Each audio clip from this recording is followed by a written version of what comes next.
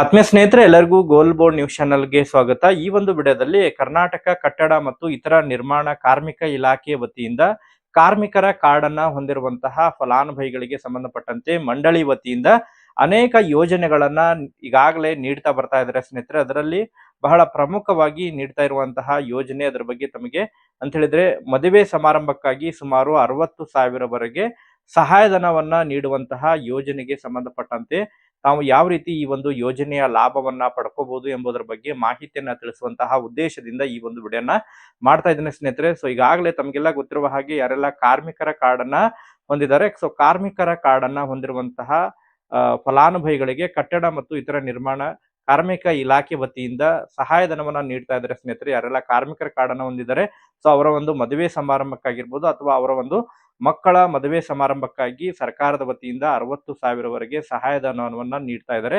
So ಅದಕ್ಕೆ ತಾವು online ಮೂಲಕ ಅರ್ಜಿಗಳನ್ನ ಸಲ್ಲಿಸುವುದರ ಮೂಲಕ ಅದರ ಉಪಯೋಗವನ್ನ ಪಡ್ಕೋಬಹುದಾಗಿರುತ್ತೆ ಸ್ನೇಹಿತರೆ. ಸಹಾಯಧನವನ್ನ ತಾವು ಪಡ್ಕೋಬಹುದಾಗಿರುತ್ತೆ.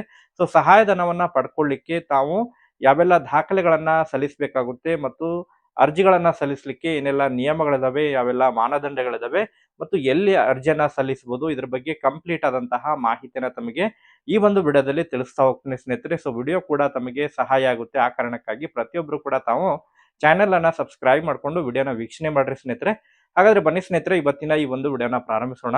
ಹೌದು ಸ್ನೇಹಿತರೆ, ಈಗಾಗಲೇ ಕರ್ನಾಟಕ ಕಟ್ಟಡ ಮತ್ತು ಇತರೆ ನಿರ್ಮಾಣ ಕಾರ್ಮಿಕರ ಮಂಡಳಿ ವತಿಯಿಂದ ಯಾರೆಲ್ಲ ಕಾರ್ಮಿಕರ ಕಾರ್ಡ್ಗಳನ್ನ ಹೊಂದಿದ್ದಾರೆ, ಅದರ ಜೊತೆಗೆ ನೋಂದಾಯಿತ ಕಟ್ಟಡ ಕಾರ್ಮಿಕರಾಗಿದ್ದಾರೆ, ಸೊ ಅಂತವರಿಗೆ ಸರ್ಕಾರದ ವತಿಯಿಂದ ಮದುವೆ ಸಮಾರಂಭಕ್ಕಾಗಿ ಅವರಿಗೆ ಅಥವಾ ಅವರ ಒಂದು ಮಕ್ಕಳ ಮದುವೆ ಸಮಾರಂಭಕ್ಕಾಗಿ 60,000ವರೆಗೆ ಏನು ಧನ ಸಹಾಯವನ್ನ ಮಾಡ್ತಾ ಇದ್ದಾರೆ ಸ್ನೇಹಿತರೆ. ಸೊ ಇದನ್ನ ತಾವು ಈ ಒಂದು ಲಾಭವನ್ನ ಪಡ್ಕೋಬೇಕಂತ ಹೇಳಿದ್ರೆ ಅರ್ಜಿಯನ್ನ ಸಲ್ಲಿಸೋದ್ರ ಮೂಲಕ, ಆನ್ಲೈನ್ ಮೂಲಕ ಅರ್ಜಿಯನ್ನ ಸಲ್ಲಿಸೋದ್ರ ಮೂಲಕ ಇದರ ಒಂದು ಸಹಾಯಧನವನ್ನ ಪಡ್ಕೋಬೇಕಾಗುತ್ತೆ ಸ್ನೇಹಿತರೆ. ಮೊದಲನೇದಾಗಿ ತಾವು ಇದನ್ನ ಅರ್ಜಿಯನ್ನ ಸಲ್ಲಿಸಲಿಕ್ಕೆ ಯಾವೆಲ್ಲ ದಾಖಲೆಗಳನ್ನ ನೀಡಬೇಕಾಗುತ್ತೆ, ಯಾವೆಲ್ಲ ದಾಖಲೆಗಳನ್ನ ಹೊಂದಿರಬೇಕಾಗುತ್ತೆ ಎಂಬುದರ ಬಗ್ಗೆ ಒಂದೊಂದಾಗಿ ತಮಗೆ ಮಾಹಿತಿಯನ್ನ ತಿಳಿಸ್ತಾ ಹೋಗ್ತೀನಿ ಸ್ನೇಹಿತರೆ. ಮೊದಲನೇದಾಗಿ ಈಗ ಕಟ್ಟಡ ಕಾರ್ಮಿಕರ ವತಿಯಿಂದ ತಾವು ಈ ಒಂದು ಯೋಜನೆಯ ಲಾಭವನ್ನ ಪಡ್ಕೋಬೇಕಂತ ಹೇಳಿದ್ರೆ ಮೊದಲನೇದಾಗಿ ಕಾರ್ಮಿಕರ ಕಾರ್ಡ್ ಅನ್ನ ಹೊಂದಿರಬೇಕಾಗುತ್ತೆ ಸ್ನೇಹಿತರೆ.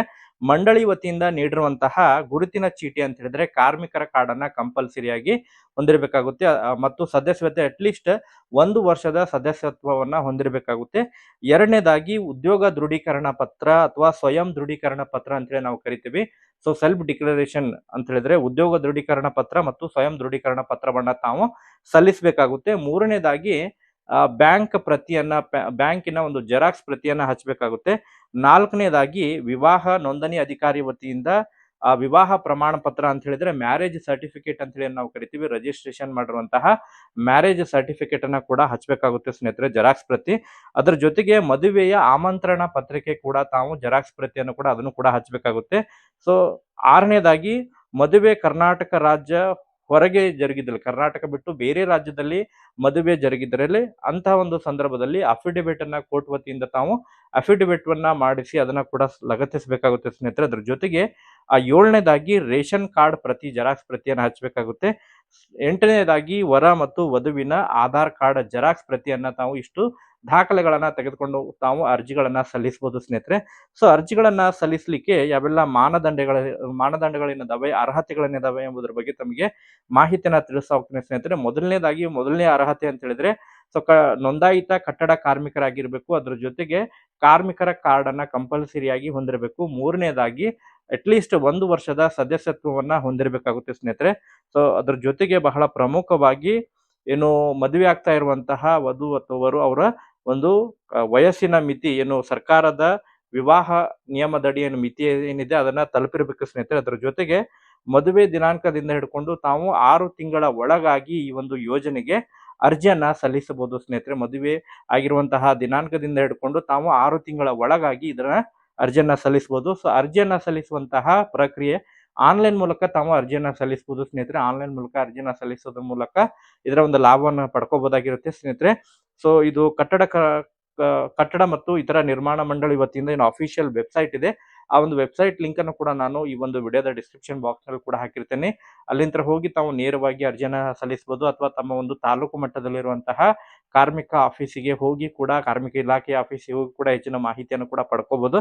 ಅಥವಾ ತಾವು ಸಹಾಯವಾಣಿ ಇದೆ 155 214 ಈ ಒಂದು ಸಹಾಯವಾಣಿಗೆ ಕರೆ ಮಾಡೋದ್ರ ಮೂಲಕನೂ ಕೂಡ ಹೆಚ್ಚಿನ ಮಾಹಿತಿಯನ್ನು ಕೂಡ ಪಡ್ಕೋಬಹುದಾಗಿರುತ್ತೆ ಸ್ನೇಹಿತರೆ. ಇದಕ್ಕೆ ಸಂಬಂಧಪಟ್ಟಂತೆ ಮತ್ತೇನಾರ ಡೌಟ್ಸ್ ಗಳಿದ್ರೂ ಕೂಡ ತಾವು ಕಮೆಂಟ್ ಸೆಕ್ಷನ್ ಕಮೆಂಟ್ ಮಾಡಿ. ಮುಂದಿನ ಒಂದು ವಿಡಿಯೋದಲ್ಲೂ ಕೂಡ ತಮಗೆ ಅದ್ರ ಬಗ್ಗೆ ಮಾಹಿತಿಯನ್ನು ತಿಳಿಸುವಂತ ಪ್ರಯತ್ನ ಕೂಡ ಮಾಡ್ತಾ ಇರ್ತೇನೆ. Thank you for watching this video.